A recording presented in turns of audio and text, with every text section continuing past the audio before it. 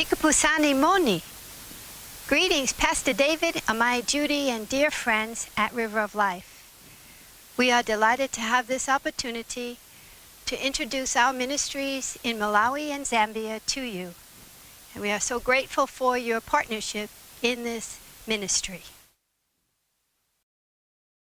Through community health evangelism, we mobilize and train volunteers who minister the love of Christ through home-based care, children's health and feeding programs, and HIV/AIDS testing and care. Through Tabernacle Evangelism, we facilitate a partnership between the American Church and the Malawian and Zambian churches, thereby providing them a ministry center from which they can reach their communities with the life-changing and liberating gospel of Jesus Christ. Our national team is trained to fabricate these structures, which consist of a steel frame and a roof. The local congregation then completes the building.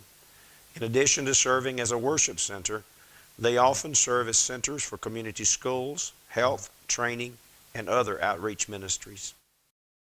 The Arms of God Farm raises and sells various crops to sustain compassionate ministries, including camps for orphans and vulnerable children, and a developing Teen Challenge ministry to street kids. Several group homes have been erected, and we hope to see this ministry go forward in 2014. Over the 40-day period between his resurrection and ascension, Christ met with his disciples on various occasions and repeated his command for them to go into all the world. On his final meeting with them, he once again repeated the command, but on this occasion he instructed them to wait for the promise of the Father before going. It was necessary then for his sent ones to be baptized in the Holy Spirit, and it is still essential today. Through our Pentecost with Purpose initiative, we are working with the national leadership to instill a renewed passion for Pentecost that will mobilize the Zambian and Malawian churches for the mission of God.